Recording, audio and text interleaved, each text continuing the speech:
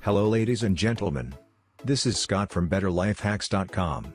In this video, I'm gonna talk about the phrases you never use in conversion. If you're new to this channel, welcome to go through the content of this video. And make sure you give me a thumb up. And if you enjoyed the video, you can visit the resources section below, and get the free report, guide we recommend, and subscribe to stay updated. Okay. Let's go ahead and get started. We've all said things that people interpreted much differently than we thought they would. These seemingly benign comments lead to the awful feeling that only comes when you've planted your foot firmly into your mouth. Smart people know that language matters.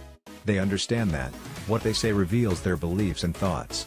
This is why those who are intelligent, mature, confident, and reliable speak with care. They make sure their words are appropriate for the time, and they choose to speak transparently. It's a great way to inspire others to believe in them. The following phrases are 10 of the worst offenders. You should avoid them at all costs. Number 1. I have a high IQ.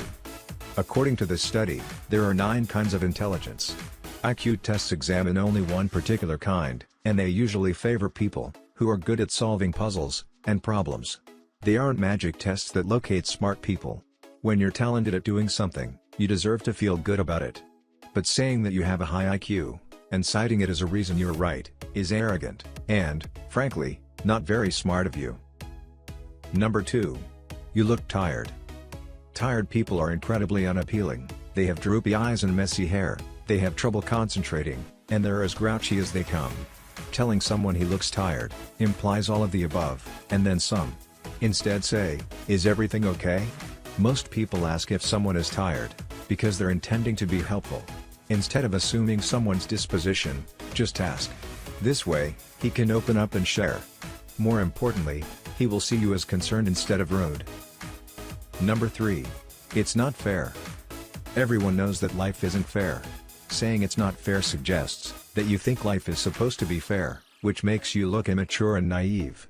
If you don't want to make yourself look bad, you need to stick to the facts, stay constructive, and leave your interpretation out of it. For instance, you could say, "I noticed that you assigned Dan that big project I was hoping for. Would you mind telling me what went into that decision? I'd like to know why you thought I wasn't a good fit, so that I can work on improving those skills." Number 4. It's always been done this way. Just because something has been done a certain way, doesn't mean it's the best way. This is even more important to note, because of the advancement of technology. Methods and processes are constantly getting revamped. To resist is often to stand in the way of something becoming better. Smart people don't resist positive change. They want things to be smoother and more efficient. They're happy to learn new technology and adapt to developments well. Number 5. You always, or you never. No one always, or never does anything. People don't see themselves as one-dimensional, so you shouldn't attempt to define them as such. These phrases make people defensive and closed off to your message, which is a really bad thing, because you likely use these phrases when you have something important to discuss. Instead say, simply point out what the other person did. That's a problem for you. Stick to the facts. If the frequency of the behavior is an issue, you can always say, "It seems like you do this often," or, "You do this often enough for me to notice." Number 6. No problem. When someone asks you to do something, or thanks you for doing something, and you tell them no problem, you're implying that their request should have been a problem. This makes people feel as though they've imposed upon you. What you want to do instead is to show people that you're happy to do your job. Say something like, "It was my pleasure," or, "I'll be happy to take care of that." It's a subtle difference in language, but one that has a huge impact on people. Number 7. Needless to say.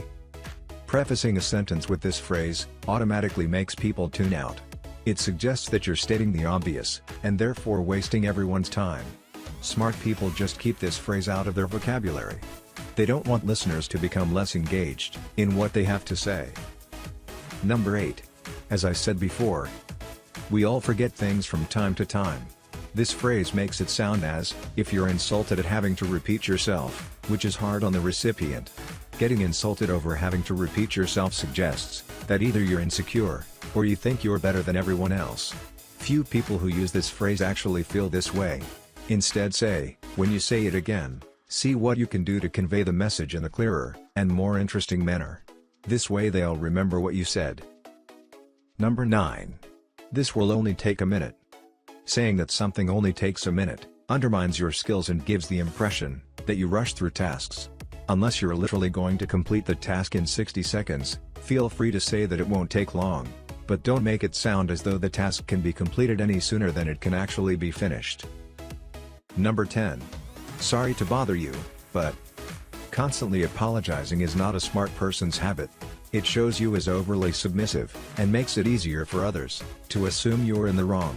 Instead of apologizing next time, try these phrases instead. Good morning. Could I ask for assistance?